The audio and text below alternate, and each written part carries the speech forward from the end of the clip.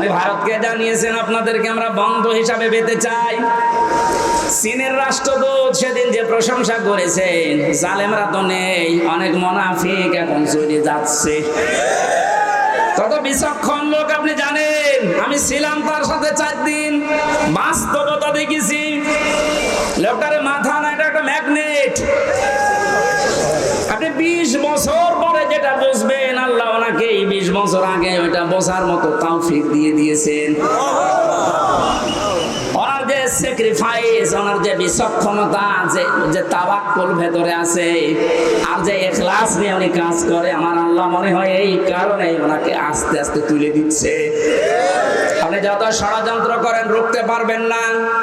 ওনার প্রতিটি পদক্ষেপ আমার মনে হয় তাহাজ্জুদের নামাজ পড়ে সিদ্ধান্ত নিয়ে তারপরে করেন।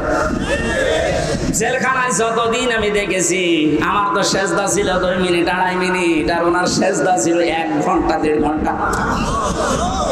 উনি সেজদায় যে মনে হয় কাঁদতেন যে আল্লাহ আমাকে আরো ছেলে মেয়ে বেশি দাও, আমার সম্পদ আরো বাড়িয়ে দাও।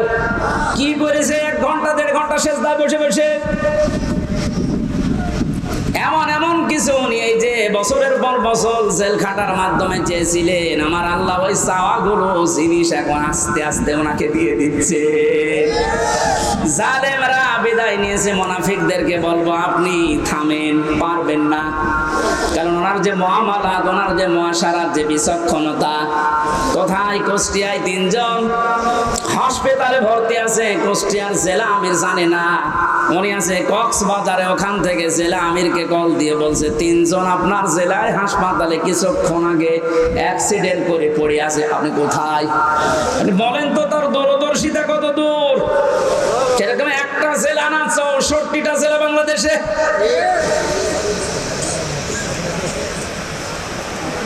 শুধুমাত্র জ্বালানা দিলেই হবে না, আন্তর্জাতিক যে জ্বালানোগুলো আছে উনি ঠিক করার জন্য চেষ্টা চালাচ্ছে। আল্লাহ যেন ওনাকে নিজের কুদরত দিয়ে পরিচালিত করেন, বলেন আমিন। শুধু জ্বালানা থাকলেও ঘর ঠিক থাকে না, ভেন্টিলেটর লাগে।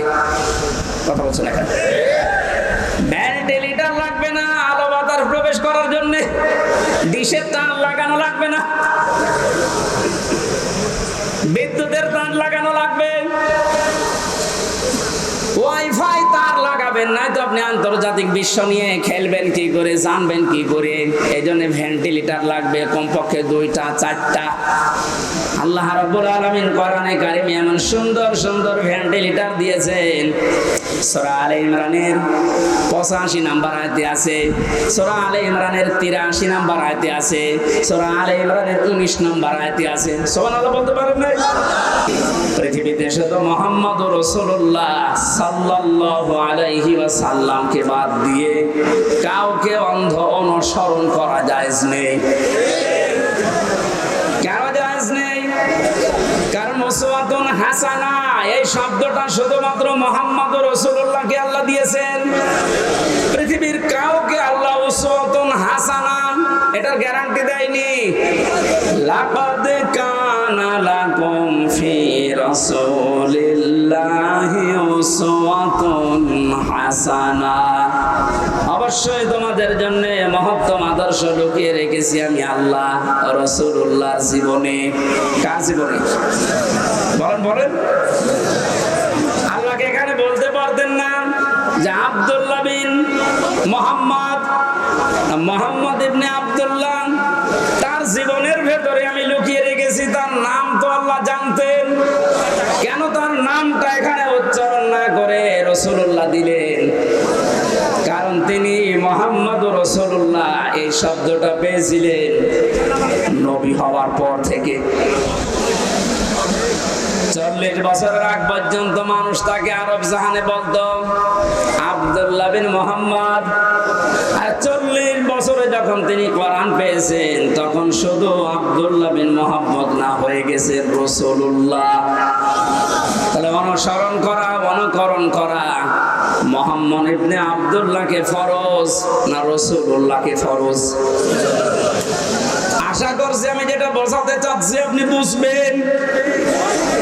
এই বাংলাদেশ সহ বিশ্বের বহু জায়গায় আমি গিয়ে দেখেছি তারা আজ এখনো পর্যন্ত এই কথা বলছে আমরা নবীওয়ালা কাজ করি।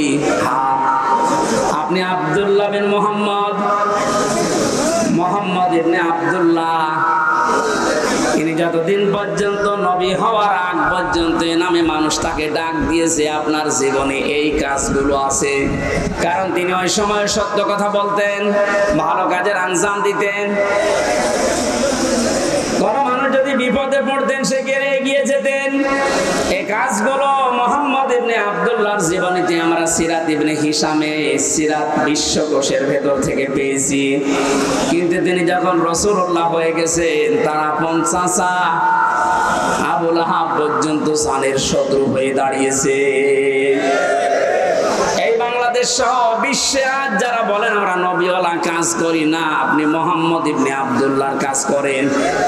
রাসূলুল্লাহ নবীওয়ালা কাজ যদি কেউ দাবি করে, উনি যেমন রাসূল হওয়ার পর থেকে 63 বছর, এই 23 বছরে 82 বার টার্গেট হয়েছিলেন ইহুদিদের, আপনি অন্তত 82 বার না হলেও 2 বার তো হবেন।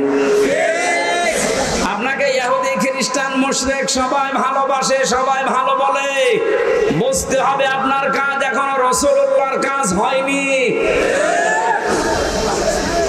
এটা আমাদের অনুসরণ করা দরকার এখন থেকে। মুহাম্মদ ইবনে আব্দুল্লাহ না রাসূলুল্লাহ? আরো জোরে।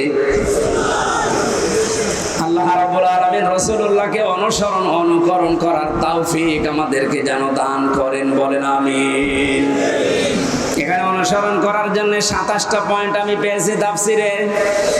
বিশ্ব নবীকে অনুসরণ করা লাগবে এই কারণে, কুল ইন কুনতুম তুহিব্বুনাল্লাহা ফাত্তাবিউনি ইউহিব্বুকুমুল্লাহ ইলা আখিরি আয়াত।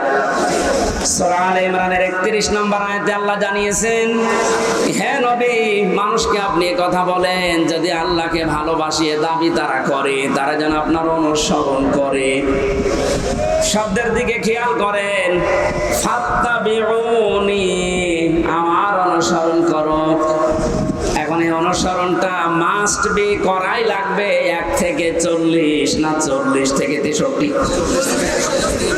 এই সহজ কথাগুলো আপনি বুঝতে চান না, খালি ফতোয়াবাজি করেন কেন বলেন তো?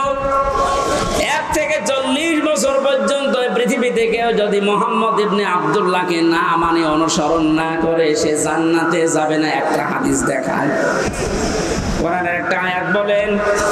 কিন্তু মুহাম্মদ ইবনে আব্দুল্লাহ থেকে যখন রাসূলুল্লাহ হয়ে গেছেন, আমরা সবাই এখানে জানি উনি রাসূল হয়েছিলেন কত বছর বয়সে? আওয়াজ জোরে বলেন। 40 থেকে 63, কত? এই 23 বছরের 1 সেকেন্ডও যদি কেউ না মানে, সে কাফের। ফতোয়া নতুন করে বানানো লাগবে? আল্লাহর কোরআন জানিয়েছে রাসূলুল্লাহকে অনুসরণ করা মাস্ট বি ফরজ। ওমা আতাকুমুর রাসূল, আল্লাহ কিন্তু ওমা আতাকুম মুহাম্মদ ইবনে আব্দুল্লাহ দেননি। শব্দগুলো একটু খেয়াল করে পড়তে পারেন না? ওমা আতাকুমুর রাসূল, তোমাদের কাছে রাসূল যা নিয়ে এসেছে, ফাখুযুহু, ওটা আঁকড়িয়ে ধরো। ওমা নাহাকুম আনহু ফান্তাহু, আনহু মারজা রাসূলুল্লাহর দিকে। তোমাদেরকে রাসূলুল্লাহ যা নিষেধ করে ওইগুলো ছেড়ে দাও। আত্তাকুল্লাহ, আল্লাহকে ভয় করো। ইন্নাল্লাহা শাদীদুল ইকাব, অবশ্যই আল্লাহর আযাব বড় কঠিন। এবার আসেন তো আয়াতের মূল শিক্ষায়। বিশ্ব নবী মুহাম্মদ রাসূলুল্লাহ আমরা সবাই স্বীকার করে নিচ্ছি যে উনি হয়েছিলেন 40 বছরে, না জন্মের পরেই? আরো জোরে বলেন। ওনাকে অনুসরণ করা লাগবে কি মুহাম্মদ ইবনে আব্দুল্লাহ হিসাবে না রাসূলুল্লাহ হিসাবে? রাসূলুল্লাহ হিসাবে অনুসরণ করলে এখানে ফাত্তাবিউনি দিয়েছেন। আল্লাহকে ভালোবাসিয়ে দাবি যদি করে থাকো, এখানে ইহুদি খ্রিস্টান বৌদ্ধ 4500 ধর্মের লোকেরা আছে, প্রত্যেকেই তার দেবতা বলেন, ভগবান বলেন, গড বলেন, যাই বলেন, সবাই কিন্তু বোঝাতে চায় কাকে? বলেন বলেন। কিছু রূপক জিনিস হয়তো তারা বানায়, কিন্তু আসল কিন্তু আল্লাহ। আপনি হিন্দুদের বিপদে পড়লে দেখবেন রূপক যে 12 মাসে 13 পূজা করে, 33 কোটি দেবতা ওদের, একটা রূপক পূর্ণ বিশ্বাস ওদের নেই। ওদের বিশ্বাসও একজন আছে। আমার তো অনুষ্ঠানগুলো ভারতে বেশি থাকতো আগে, 17, 18, 19 সালে আমি ভারতেই বেশি ছিলাম। দেখেছি ওই সমস্ত জায়গায় বিপদে পড়লে হিন্দু ড্রাইভার আমার যে চালিয়ে নিয়ে যেত কলকাতায়, ও বেটা হিন্দু মানুষ, ভগবানকে ডাকা বাদ দিয়ে বিপদে পড়লে, চরম বৃষ্টি যখন, তখন বলছে ওপরওয়ালা একজন আছে।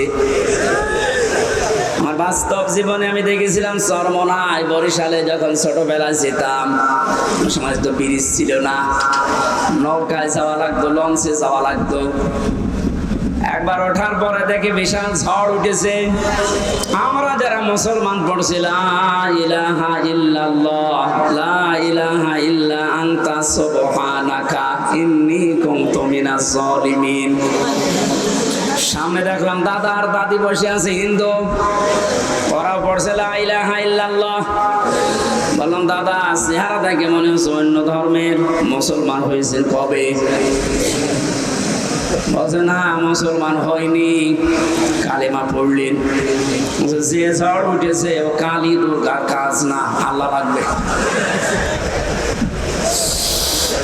ওরাও জানে যে একজন আছে, কথা বলেন ঠিক কিনা? যে যে ধর্মে তার নতুন নতুন রূপক অর্থে বানিয়ে নিয়েছে, কিন্তু আসল একজন আছে, এ কথা সবাই যেহেতু বলছে, আল্লাহ এই কথাই জানাতে চাচ্ছেন। তোমরা যারা বলো আল্লাহ তোমাকে ভালোবাসি, তোমাকে আমরা মহব্বত করি, আল্লাহ বলছেন এই কথার দাবি পূরণ করার জন্য ফাত্তাবিউনি, আমার রাসূলের অনুসরণ করা লাগবে। কি করা লাগবে? এবার আমার প্রশ্ন এখানে যারা জ্ঞানী মানুষ তাদের কাছে, এই অনুসরণ কি আংশিক না পূর্ণাঙ্গ? আরো জোরে বলেন। আজ এই বাংলাদেশ সহ বিশ্বের বহু মুসলমানেরা, আমি যে সিঙ্গাপুর, মালয়েশিয়া কয়েকটা রাষ্ট্র ঘুরে আসলাম এই 15-20 দিন আগ থেকে, বাস্তবতা দেখেছি হাজার হাজার লক্ষ লক্ষ আমাদের মতো মুসলমান আংশিক কিছু মানা, কিছু অনুসরণের মাধ্যমে ওরা মনে করছে আমরা নাজাত পেয়ে যাব। অথচ ফাত্তাবিউনি, আমার অনুসরণ করো। আমরা সবাই স্বীকার করছি অনুসরণ আংশিক না, এটা পূর্ণাঙ্গ। নাকি আংশিক? তো অপরাধ আছে, জামবন না দিয়ে জনু বহু বছর দিয়েছেন। আপনি যদি অনুসরণ করা আরম্ভ করেন, আপনার জীবনে 2টা পুরস্কার আল্লাহ দেবে। যত অগণা ছিল পেছনে সব আল্লাহ রাসূলের অনুসরণের কারণে মাফ করে দেবে। 2 নম্বরে আল্লাহ পাক যদি কাউকে মাফ করে দেয়, তার জন্য বানানো জান্নাত দেবে। এ কথা মানেন তো? এবার আসেন আমার মূল শিক্ষাটাই। এই বাংলা সহ বিশ্বের যত মুসলমানেরা আজ আমরা আংশিক অনুসরণ করে মনে করছি যে না আমরা আল্লাহর ভালোবাসা মহব্বত পেয়ে গেছি। আপনি হয়তো নামাজে রাসূলকে মানেন, রোজাতে রাসূলকে মানেন, হজ করতে গিয়ে রাসূলের অনুসরণ মতো হজ করেন, যাকাত দিতে গিয়ে রাসূলুল্লাহর অনুসরণ করেন, বিশ্বনবী যে বিচার করেছিলেন কোরআন দিয়ে সেইটাই আপনি আর রাসূলকে মানেন না, তখন মেনে নিয়েছেন ব্রিটিশকে। আরো আসতে বলেন, আপনার অনুসরণ কি আংশিক হয়েছে না পূর্ণাঙ্গ? আংশিক অনুসরণের মাধ্যমে আল্লাহর মহব্বত ভালোবাসা পাওয়া যাবে না, আর আল্লাহর মহব্বত যদি পাওয়া না যায় জান্নাতও যাওয়া যাবে না। কারণ আল্লাহ ইউহিব্বুকুমুল্লাহ দিয়েছেন, এটা মজারে বর্তমান, ভবিষ্যৎ, প্রেজেন্ট, ফিউচার। কোন মানুষ যখন পূর্ণাঙ্গ অনুসরণের জন্য সিদ্ধান্ত নিয়ে লেগে পড়বে, আল্লাহ পাক বলেন আমিও তাকে ভালোবাসা শুরু করব। এখানে কত জ্ঞানী মানুষ আছেন, আপনার বিবেকের কাছে আপনার আমার প্রশ্ন, আপনার শরীর থেকে শুরু করেন, এই 3.5 হাত বডি, আপনার পরিবার, আপনার সমাজ, আপনার রাষ্ট্র, আপনার আন্তর্জাতিক নীতি তাকান, সব জায়গায় অনুসরণ যদি পূর্ণাঙ্গ আপনি না করেন, আল্লাহর কোরআন বলছে আপনাকে আল্লাহ এখনো ভালোবাসা আরম্ভ করে নাই। তাহলে এই আয়াত অনুযায়ী বাংলাদেশে হাজার হাজার পীর আল্লাহর ভালোবাসা এখনো পায়নি। বেশি বলে ফেললাম। আশা করছি আমি যেটা বোঝাতে চেয়েছি এখন থেকে আর অপূর্ণাঙ্গ না, আমরা পূর্ণাঙ্গ অনুসরণ করতে চাই রাসূলুল্লাহকে। আজকের আমার তেলাওয়াত কি তো আয়াত ওইটাই, সূরা ইউনূস 25 নম্বর আয়াত, কোরআনে কারীমের 10 নম্বর সূরা, এটা 11টা রুকু আছে, 109টা আয়াত আছে। মক্কায় নাযিল হয়েছে, একটা আয়াত আর একটা আয়াতের আংশিক পড়েছি। আল্লাহ রাব্বুল আলামিনও জানিয়েছেন। এবার আমি তাফসীর আকারে শুরু করছি, জবান খুলে পড়েন। আউযু বিল্লাহি মিনাশ শাইতানির রাজীম, বিসমিল্লাহির রহমানির রহিম।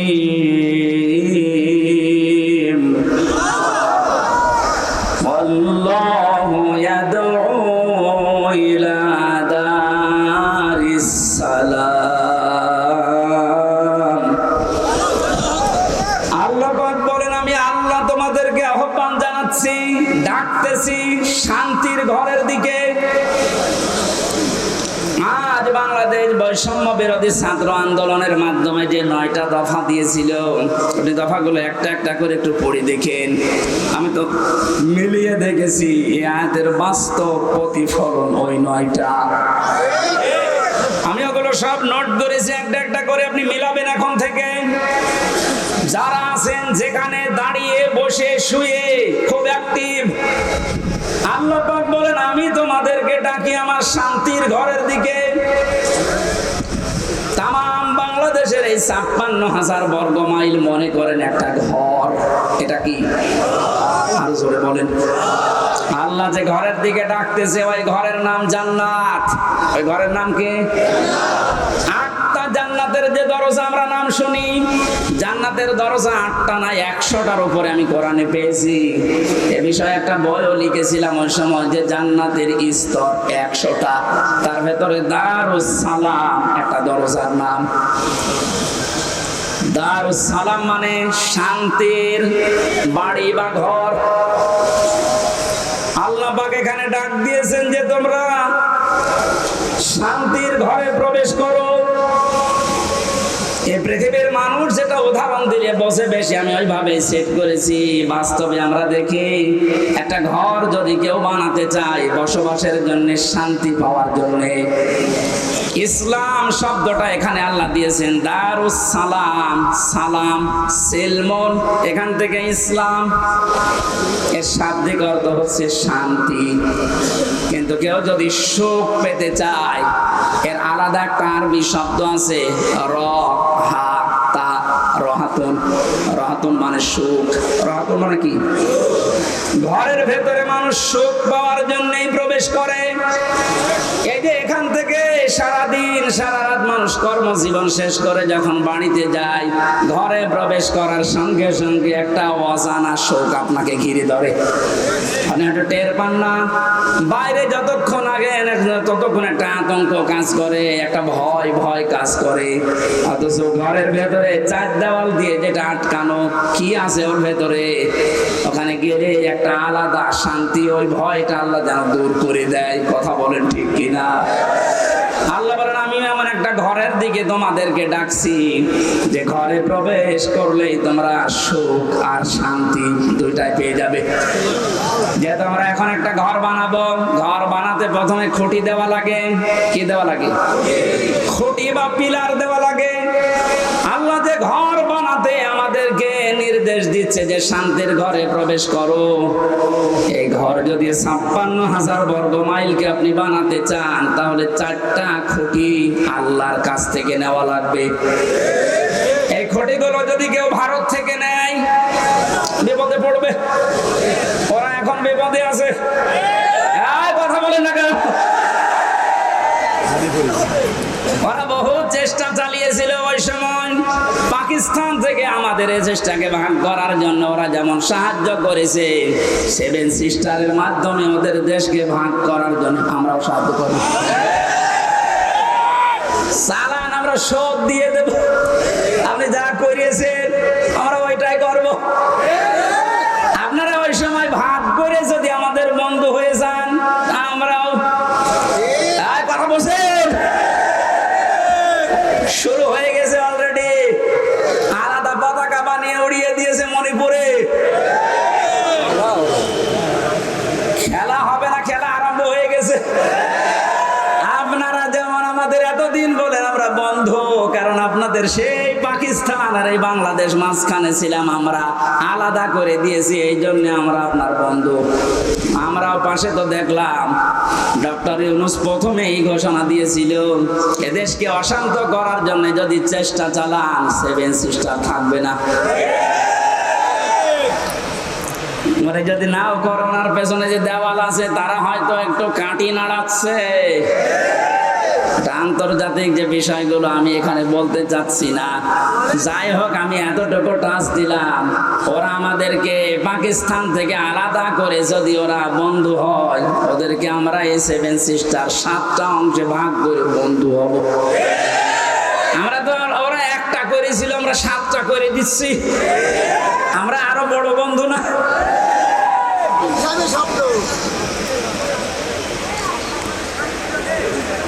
যশোরবাসী এবার খেয়াল করেন, না আমরা শুধু ভারত থেকে না, চীন থেকে না, রাশিয়া থেকে না, আমেরিকা না, কারো কাছ থেকে খুঁটি নিতে চাই না। আল্লাহ যে খুঁটি দিয়েছে শান্তির ঘর বানাতে, আমরা ওই খুঁটি নেব। আমার কথার অর্থ বোঝার চেষ্টা করেন, খুব খেয়াল করে শুনবেন। আমি কোরআনে কারীম থেকে পেয়েছি, 1 নম্বরে আল্লাহ পাক বুনিয়াল ইসলাম আলা খামসিন শাহাদাতি আল্লাহ ইলাহা ইল্লাল্লাহ। এই যে হাদিসটার ভেতরে 5টা বিষয় আছে, তার 4টা খুঁটি আমি সেট করেছি। নামাজ, রোজা, হজ আর যাকাত, এই 4টা খুঁটি মজবুত ভাবে গেড়ে দেওয়া লাগবে। খুঁটি থাকলে হয় না। ঘরকে শান্তির ঘর বানাতে হলে বেড়া দেওয়া লাগে। কথা বলেন না কেন? কোরআনে কারীম থেকে আমি বেড়া বের করেছি 4টা। 1 নম্বরে বেড়া, 1 নম্বরে বেড়ার নাম হচ্ছে রাজনীতির বেড়া। এটা যেহেতু চলছে এখন দেশে, এটা পরিষ্কার করা লাগবে। 4টা বেড়া দিতে হয়, চারদিকে দেওয়াল দেওয়া লাগে। 1 নম্বর দেওয়াল তুলতে হবে রাজনীতির দেওয়াল। এটা অলরেডি আরম্ভ হয়ে গেছে। এখন যেহেতু আমরা শান্তির ঘর চাই, আর পৃথিবীতে শান্তির ঘরের দেওয়াল দিতে হলে রাজনীতি, এটা লেনিনের কার্ল মার্ক্সের না, রাজনীতি নেওয়া লাগবে রাসূলুল্লাহ। এবার রাসূলুল্লাহর রাজনীতি কি? এবার তাকান, সূরা নিসা 5 নম্বর পারা 6 নম্বর পৃষ্ঠা 9 নম্বর লাইনের 59 নম্বর আয়াতের প্রথম অংশে আছে।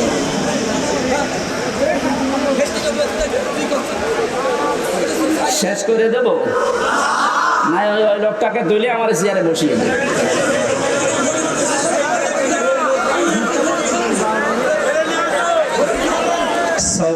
সুবহানাল্লাহ, আলহামদুলিল্লাহ, লা ইলাহা ইল্লাল্লাহ। সুবহানাল্লাহ, আলহামদুলিল্লাহ, লা ইলাহা ইল্লাল্লাহ। মাইকের আওয়াজ আর বাড়া, গলা ব্যথা করছে। সুবহানাল্লাহ, এই দেখলেন? হ্যাঁ, এটা রওশনের সাথে মাইকের কে তো বদনাম করে দেবো। এখন আওয়াজ দিচ্ছেন না? আমার গলাটা নষ্ট করার জন্য ধান্দা আছেন না? আপনার আওয়াজ থাকতে আওয়াজ না বাড়িয়ে রেখে দিয়েছেন কোন কারণে? সুবহানাল্লাহ, আলহামদুলিল্লাহ, লা ইলাহা ইল্লাল্লাহ।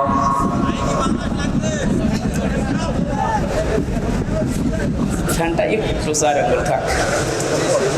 লা ইলাহা ইল্লাল্লাহ মুহাম্মাদুর রাসূলুল্লাহ। যশোরবাসী, শান্তির যে ঘর আমরা নির্মাণ করতে যাচ্ছি, এই ঘরে যারা রাজনীতির বেড়া হিসাবে থাকবে, এই মানুষগুলোকে অনুসরণ করার একটা বিশাল সুন্দর সিস্টেম আল্লাহ আয়াতে দিয়েছেন। আল্লাহ পাক বলেন, আমাকে অনুসরণ করো, আমার রাসূলকে অনুসরণ করো। তোমাদের ভেতরে যারা রাজনীতি করবে, নেতা হবে, নেতৃত্ব দেবে, তাদেরকে অনুসরণ করবা। কিন্তু শিক্ষা হচ্ছে আতিউ, এই শব্দটা এটা একটা ফেল, এটা ভার্ব, এটা ক্রিয়া। এটা আল্লাহ নিজের নামে আর রাসূলের নামে দিয়েছেন, কিন্তু উলিল আমর যারা রাজনীতি করবে, নেতৃত্ব দেবে, নেতা হবে, তাদের আগে দেননি।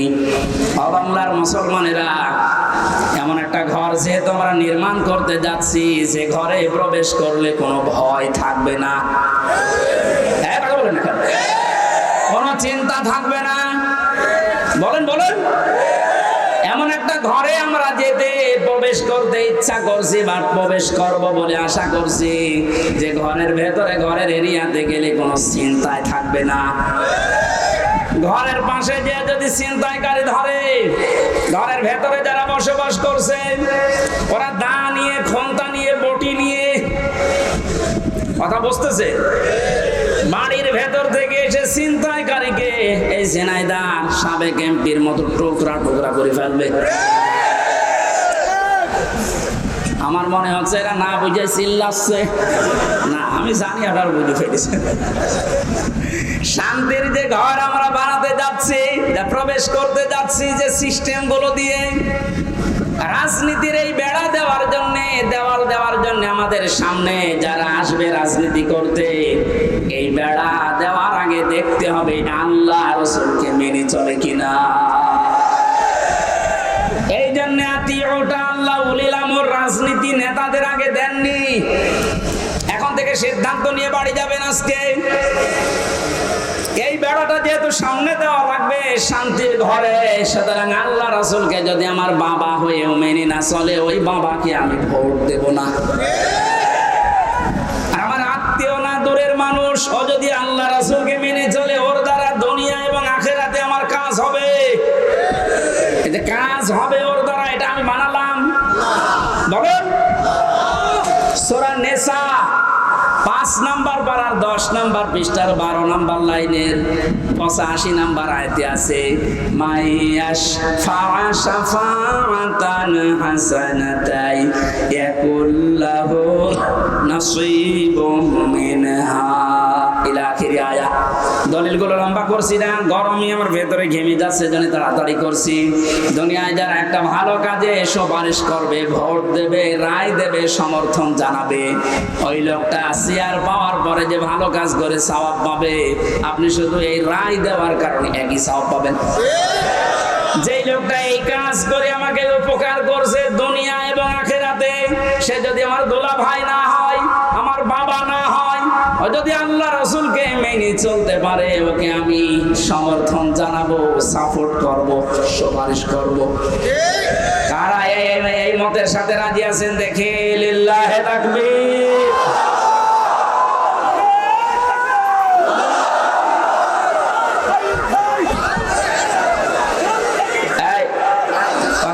চেষ্টা করেন। আমি এখন যেটা বললাম এটা তো রাজনীতি হয়ে গেল না, না, এটা যদি রাজনীতি মনে হয় তাহলে সূরা নিসার 59 নাম্বার আয়াত কেটে আপনি বাদ দিয়ে দেবেন। আমি ব্যাখ্যায় এইভাবেই পড়েছি, মারিফুল কোরআন নিয়ে আসেন, ওখানে ভয়ঙ্কর ট লেখা আছে। আমানাত বহুবচন, এই শব্দের ব্যাখ্যায় ভোট, রায়, সমর্থন, সুপারিশ, এগুলো লেখা আছে। আপনি তাফসীর মাহফিল লিখে দিয়েছেন, আমি শব্দের ব্যাখ্যায় যদি ওই শব্দগুলো না বলি, শুধু আমানত বলি, আপনি তো বুঝবেন না। আর আপনি যদি বোঝেনও না, বোঝার ভান করে থাকবেন। এখন আর ভান করার অভ্যাস আছে না, 5 তারিখের আগে ছিল। এখন আর ভান করার অভ্যাস নেই, যা পড়ি ওইটাই বলি ইনশাআল্লাহ। আগে তো এই যশোরে যাওয়ার জন্য সে কুষ্টিয়া ঘুরে আসতাম, এখন একেবারে সরাসরি চূড়ামন কাটি দিয়ে। রাজনীতির বেড়াটা ঠিক করবেন আশা করছি। 2 নম্বরে বেড়ার নাম পেয়েছি আমি সমাজনীতি, 3 নম্বরে পরিবার নীতি, 4 নম্বরে আন্তর্জাতিক যে নীতিটা আছে এটা। এবার আমি 3টা বেড়ার কথা বললাম। পারিবারিক নীতির যে বেড়া, আমি ব্যাখ্যায় যাব। আর কয়েকটা জিনিস লাগে ঘর বানাতে। আমরা দেখি শুধু বেড়া দিলে ঘর হবে না, ছাউনি দেওয়া লাগবে, চাল দেওয়া লাগবে, ছাদ দেওয়া লাগবে। গ্রাম্য মানুষ যারা ঘর বানায় 4 চালা ঘর, এদিকে একটা, এদিকে একটা, ওইদিকে একটা, এইদিকে একটা, চাল লাগে কয়টা? আমি কোরআনে কারীম থেকে 4টা চাল বানিয়েছি। 1 নম্বরে ইমানের চাল। যদি কেউ শুধু ছাদ দিতে চায়, পুরা ইমানটা দিয়ে ঢেকে দিলে সম্ভব, আর অসুবিধা নেই। যদি 4টা চাল কেউ দিতে চায়, কোরআন জানিয়েছে সৎকর্মের চাল দেওয়া লাগবে, যুদ্ধনীতির চাল দেওয়া লাগবে, সমাজনীতির চাল দেওয়া লাগবে। এই চালগুলো যদি একটা একটা করে কোরআন যেভাবে দিতে জানিয়েছে ওইভাবে আমরা দিতে পারি, শুধু চাল দিলেই হবে না, ঘরে প্রবেশ করার জন্য একটা দরজা লাগবে। আল্লাহ পাক যে দরজার ঘোষণা দিয়েছেন কোরআনে, লা ইলাহা ইল্লাল্লাহু মুহাম্মাদুর রাসূলুল্লাহ। আল্লাহর এই শান্তির ঘরে যদি কেউ প্রবেশ করতে চান, তাহলে এই কালেমা পড়ে এই দরজা দিয়ে প্রবেশ করা লাগবে। গত পরশুদিন আমার চুয়াডাঙ্গা ছিল, স্বামী স্ত্রী 2 জন এই দরজা দিয়ে অলরেডি প্রবেশ করেছে। এর কয়েকদিন আগে ছিল গাইবান্ধা, সরঞ্জিত নাকি নাম যেন, এই লোকটা এই দরজা দিয়ে আল্লাহর এই শান্তির ঘরে অলরেডি প্রবেশ করেছে। প্রতিদিন প্রতিনিয়ত আজকেও দেখলাম 26 জন আল্লাহর এই কালিমা পড়ে এই দরজা দিয়ে অলরেডি শান্তির ঘরে ঢুকে পড়েছে। আমরা তো আগে থেকেই ঢুকে বসে আছি। তাহলে আল্লাহ যে ঘর বানাতে বললেন, এই ঘরের দরজার নাম কালেমা। নাম কি? জবান খুলে একবার পড়েন, লা ইলাহা।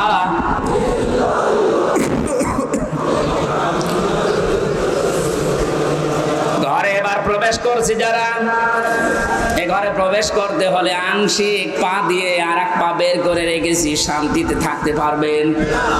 দরজা দেওয়া লাগবে না, বলেন। দরজা যদি কেউ দিতে চায়, কোরআনে কারীম জানাচ্ছে, ইয়া আইয়ুহাল্লাযীনা আমানু দুখুলু ফিস-সিলমি কাফা। সূরা বাকারা 208 নম্বর আয়াতের প্রথম অংশে আছে, ও হে ঈমানদারেরা, তোমরা যদি সত্যি শান্তি পেতে চাও, আমি যে ঘর দিলাম ইসলামের, এখানে আংশিক প্রবেশ করবা না, পুরাপুরি প্রবেশ করো। জোরে বলেন আল্লাহু আকবার। ঘরে প্রবেশ করে যদি দেখেন জ্বালানা নেই, থাকতে পারবে? আরামে ঘুমাবেন, দরজা বন্ধ, জ্বালানা দিয়ে চুরি হয়ে যাবে। আল্লাহ পাক এজন্য জানিয়েছেন, এই ঘর শান্তিময় রাখতে হলে আগে জ্বালানা ঠিক করো। আমরা পুরো ঘরের 2টা 3টা 4টা পর্যন্ত জ্বালানা দেখি। কোরআনে কারীম থেকে আমি জ্বালানা পেয়েছি, এদিক থেকে বাতাস ঢুকবে, ওই দিকে বের হয়ে যাবে। 2টা, একটা মুআমালাত আর একটা মুআশারাত। আমিরে জামাত ডাক্তার শফিকুর রহমান যেটা এখন অলরেডি আরম্ভ করেছে, এই কথা বলছেন, শান্তির এই ঘরে থাকতে হলে জ্বালানা লাগবে, আর একটা দিলে হবে না। একটা জ্বালানা দিলে বাতাস একদিকে প্রবেশ করে দম বন্ধ হয়ে যাবে, এটা যেন বের হতে চায়। এই জন্য আমাদের মুআমালাত মুআশারাত ঠিক করা লাগবে। মানে ভারতকে জানিয়েছেন, আপনাদেরকে আমরা বন্ধু হিসাবে পেতে চাই। চীনের রাষ্ট্রদূত সেদিন যে প্রশংসা করেছেন, জালেমরা তো নেই, অনেক মুনাফিক এখন চলে যাচ্ছে। কত বিচক্ষণ লোক আপনি জানেন। আমি ছিলাম তার সাথে 4 দিন, বাস্তবতা দেখেছি। লোকটার মাথা না, এটা একটা ম্যাগনেট। আপনি 20 বছর পরে যেটা বুঝবেন, আল্লাহ ওনাকে 20 বছর আগে ওইটা বোঝার মতো তৌফিক দিয়ে দিয়েছেন। ওনার যে স্যাক্রিফাইস, ওনার যে বিচক্ষণতা, যে তাওয়াক্কুল ভেতরে আছে, আর যে ইখলাস নিয়ে উনি কাজ করে, আমার আল্লাহ মনে হয় এই কারণে ওনাকে আস্তে আস্তে তুলে দিচ্ছে। আপনি যত ষড়যন্ত্র করেন রুখতে পারবেন না। ওনার প্রতিটি পদক্ষেপ আমার মনে হয় তাহাজ্জুদের নামাজ পড়ে সিদ্ধান্ত নিয়ে তারপরে করেন। জেলখানায় যতদিন আমি দেখেছি, আমার তো সেজদা ছিল 2 মিনিট 2.5 মিনিট, আর ওনার সেজদা ছিল 1 ঘন্টা 1.5 ঘন্টা। উনি সেজদায় যে মনে হয় কাঁদতেন যে, আল্লাহ আমাকে আরো ছেলে মেয়ে বেশি দাও, আমার সম্পদ আরো বাড়িয়ে দাও। কি করেছে 1 ঘন্টা 1.5 ঘন্টা সেজদায় বসে বসে। এমন কিছু উনি এই যে বছরের পর বছর জেল খাটার মাধ্যমে চেয়েছিলেন, আমার আল্লাহ ওই চাওয়াগুলো জিনিস এখন আস্তে আস্তে ওনাকে দিয়ে দিচ্ছে।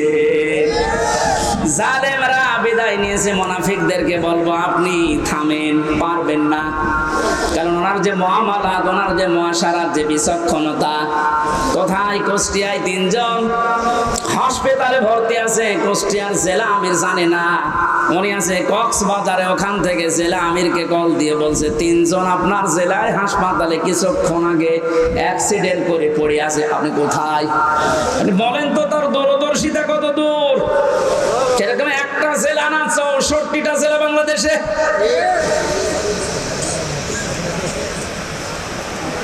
শুধুমাত্র জ্বালানা দিলেই হবে না, আন্তর্জাতিক যে জ্বালানোগুলো আছে উনি ঠিক করার জন্য চেষ্টা চালাচ্ছে।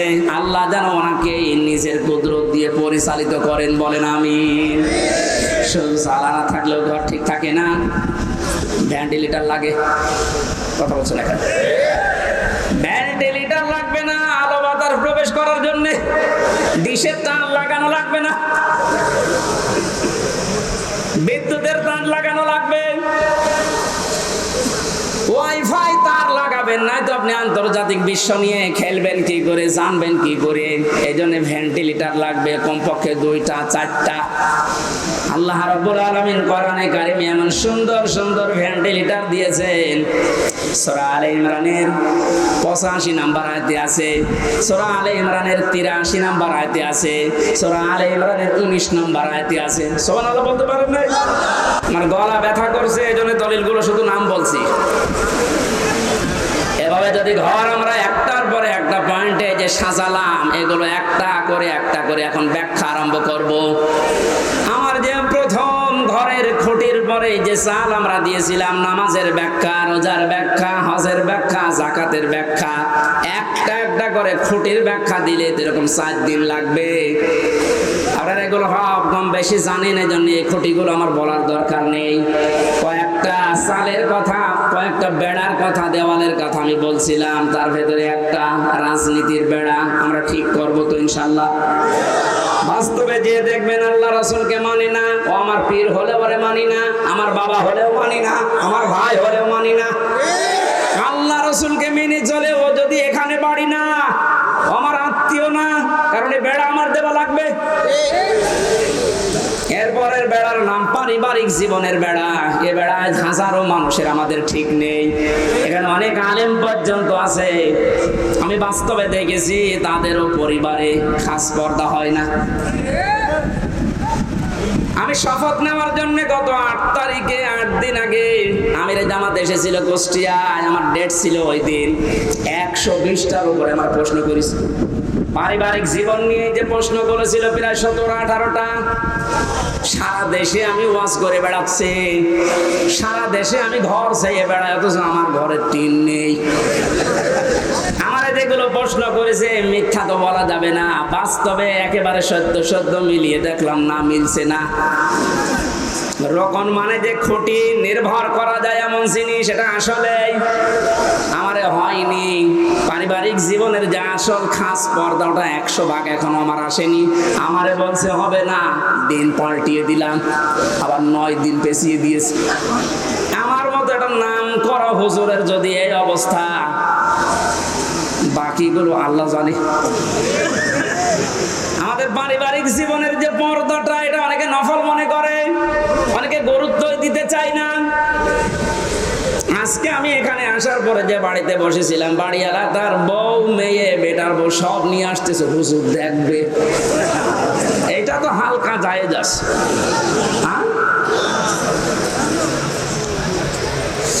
মেয়েদের পর্দা পারিবারিক জীবনে যে ফরজ, এটা অনেকে জানেই না। এদের একামতে দিনের খুঁটি হওয়ার জন্য, আমি আরবিটা বললাম না, খুঁটি হওয়ার জন্য অনেক কাঠ খড়ি পোড়ানো লাগে। সত্যি যদি কোনো মানুষ একনিষ্ঠভাবে ইখলাসের সাথে খুঁটি হিসাবে কাজ করতে চায়, আমার যতটুকু বাস্তবতা দেখলাম 120টা প্রশ্নের ভেতরে আল্লাহ তাকে জান্নাত দিয়ে দেবে। আমাদের পারিবারিক জীবনে স্বামী স্ত্রীর যে সম্পর্কটা হওয়ার কথা ছিল, এখন আস্তে আস্তে ভারতের এই চ্যানেলগুলো থেকে, আশপাশের মানুষের ব্যবহার থেকে আমরা সব নষ্ট করে ফেলেছি। অধিকাংশ স্ত্রীর স্বামীর উপরে শ্রদ্ধা নেই, ভক্তি নেই, খালি ভুল ধরার চেষ্টায় থাকে, এরকম বউ নেই। আর আসতে বলেন। এ পৃথিবীতে যত খারাপ স্বামী হোক, ফেরাউনের মতো এত খারাপ স্বামী কারো কপালে জুটেছে? নিজের স্ত্রীর হাতে ব্রেক লাগিয়েছে, পায়ের ভেতরে ব্রেক লাগিয়েছে, কপালের ভেতরে শলাকা দিয়েছে, মাথার উপরে গরম তেল ঢেলে দিচ্ছে। হযরতে জিবরাইলকে আল্লাহ বললেন জান্নাতটা নিয়ে ধরো আমার এই বান্দির সামনে। হযরতে আসিয়া জান্নাত দেখার পরে বলতে পারতেন আল্লাহ তুমি আমার মরণ দিয়ে জান্নাতে প্রবেশ করাও, তিনি বলেননি। তিনি বলেছিলেন মাবুদ তুমি জান্নাত আমার সামনে পাঠিয়ে দিয়েছো, আমি এইটা চাই না, আমি চাই তুমি যেখানে আছো ওই জায়গায় একটা ঘর আমার জন্য আলাদা বানাও, যেন ওখানে বসে বসে সব সময় তোমাকে দেখা যায়। আমার উপরে অত্যাচার চলছে, জুলুম চলছে, তোমার আবার যেন রাগ হয়ে না যায়। অনাজ্জিনি মিন ফিরআউনা ওয়া আমালিহি অনাজ্জিনি মিনাল কওমিজ যালিমিন। আরবি গ্রামার যারা বসে জিজ্ঞাসা করে না কালিফ করে আল্লাহ টান দিয়েছেন। অনাজ্জিনি আমাকে তুমি বাঁচাও, এই যে অত্যাচার করে আমার স্বামী নিজে আর লোক দিয়ে করায়, এই জালেমদের হাত থেকে তুমি আমাকে বাঁচাও, কিন্তু আল্লাহ তুমি রাগ করে আমার স্বামীর উপরে গজব দিও না। এত বড় কঠিন বিপদের ভেতরে স্বামীর জন্য বরদোয়া দেয়নি। আর আমার আপনার বউ সারা জীবন আপনি মাটি করে দেবেন খাটতে খাটতে, মাথার ঘাম পায়ে ফেলে চুল উঠে যাচ্ছে আপনার, একদিন যদি একটা সাবান কম হয় ফোঁটা দিয়ে ফোঁটা বের করে ফেলবে। বরদোয়া তো আছে বাংলা আরবি মিলে না। আমরা এরকম পারিবারিক জীবন চাই না। বিশ্ব নবী মুহাম্মদ রাসূলুল্লাহর স্ত্রীর দিকে তাকান, তার পারিবারিক জীবন কেমন ছিল। হযরতে আয়েশা বলেন মুহাম্মদ রাসূলুল্লাহ আমার স্বামী, তাকে আমি গোসল করাতেছিলাম, হঠাৎ রক্ত আর পানি প্রবাহিত হয়ে যাচ্ছিল। নবীজি বললেন আয়েশা পানির ভেতরে রক্তের মতো লাল কি দেখা যায়? হযরতে আয়েশা বলেন হে রাসূল আপনি যখন গোসল করার জন্য টুলের উপরে বসেছিলেন, ওর একটা পায়া আমার পায়ের উপরে পড়েছিল, আঙ্গুল ফেটে রক্ত বের হচ্ছে। বললেন একটু বলতে পারলেন না আমাকে, আমি আগে উঠে পড়তাম। হযরতে আয়েশা বলেন হে রাসূল এটা তো আমার পায়ের আঙ্গুল ফাটা, রক্ত বের হয়েছে, যদি কলিজা ফেটে রক্ত বের হতো আমার স্বামীকে আমি উঠতে বলতে পারতাম না। এরকম ভক্তি শ্রদ্ধা করা বউ তো ঘরে ঘরে। কার বউ এরকম একটু হাত তোলেন তো। এই মহিলারা আছে কোনে গো? একটা মানুষ হাত তোলেন। কিসের ওয়াজ করবে? আমাদের এই যে বেড়া আছে দেওয়াল, এই দেওয়াল নড়বড়ে জানা যাচ্ছে, কিসের সুখ পাবেন এই দেওয়ালের ভেতরে? কি আশ্চর্য, যশোরের মা বোনেরা একটা স্বামীও হাত তোলে নাই। আলহামদুলিল্লাহ বলবো না নাউজুবিল্লাহ বলবো? আমি জেলখানায় দেখেছিলাম 100 জনের প্রায় 70 জন জেল খাটতেছে এই পারিবারিক জীবনের কারণে। বই মেরে ফেলেছে না আদা মারা করেছে, যৌতুকের কারণে। এই সমস্ত বিষয় নিয়ে ওখানে বসে বসে আমি একটা বই লিখেছি, দাম্পত্য জীবনে কলহ এবং সমাধান কি। মেয়েদের জন্য বিশেষ করে গাড়িতে আছে কিনা জানি না, আছে, ওটা নিয়ে যাবেন বর জন্যে, পরে বলবেন এটা শেষ করো। মেয়েকে বিয়ে দেওয়ার আগে ওটা পড়াবেন, 120 পৃষ্ঠা লেখা আছে, যাওয়ার সময় গাড়ি থেকে নিয়ে ওদের পড়ান। পারিবারিক জীবনের এই যে দেওয়ালটা বেড়াটা এটা আমাদের ঠিক করা দরকার, নয়তো আপনারও জীবনে এই জল্লাদ শাহজাহান এবং এখন যে জল্লাদ আছে কেন্দ্রীয় কারাগারে, এর নাম ইলিয়াস, এই বউ মারার কেসে জেল খাটছে। আমাদের কপালে ওরকম আবার এসে যাবে কিনা আল্লাহ জানে। এই জন্য ওইটা নিয়ে পড়ান, পারিবারিক জীবনের এই দেওয়ালটা বেড়াটা ঠিক করে। আল্লাহ এরকম একটা শান্তির ঘর আমাদেরকে তৈরি করার তৌফিক দিন, যে ঘরের ভেতরে প্রবেশ করলে শান্তি পাওয়া যায়। আল্লাহ আমাদেরকে দোয়াও শিখিয়েছেন, আমরা ওই দোয়াই আরম্ভ করছি। নেন রব্বানা হাব লানা মিন আজওয়াজিনা ওয়া যুররিয়াতিনা কুররাতা আয়ুনি ওয়াজআলনা লিল মুত্তাকিনা ইমামা। রব্বুল আলামিন কারীম শোনার জন্য, বসার জন্য যশোরের এই মানুষগুলো এত পাগল, তুমি তাকিয়ে দেখো। প্রচন্ড এই গরমে আমার পেছনে ফ্যান লাগানো আছে, এরপরও আমার অবস্থা যা, ভেতরে ঘেমে শোধ চলতেছে। এই মানুষগুলোর ফ্যান নেই, পাখা নেই, বাতাস নেই, ঘন্টার পরে ঘন্টা এরা বসে আছে। কোরআনের ইজ্জতে এদেরকে তুমি ওমরের মতো বানিয়ে দাও। আজকের আলোচনায় সওয়াবগুলো তুমি নবীজির রওজায় পৌঁছিয়ে দাও। যত মানুষ কবরে আছে আল্লাহ কবরবাসীদেরকে ক্ষমা করে দাও।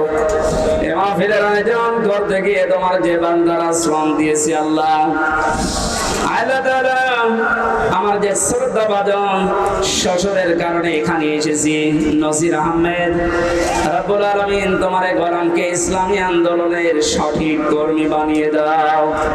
তার জীবনের ভালো কাজগুলো কবুল করো, অন্যায় কাজগুলো মাফ করে দাও। আল্লাহ আমার মামা শ্বশুর মাওলানা আলমগীর হোসেন আমার সাথে আজকে এসেছে।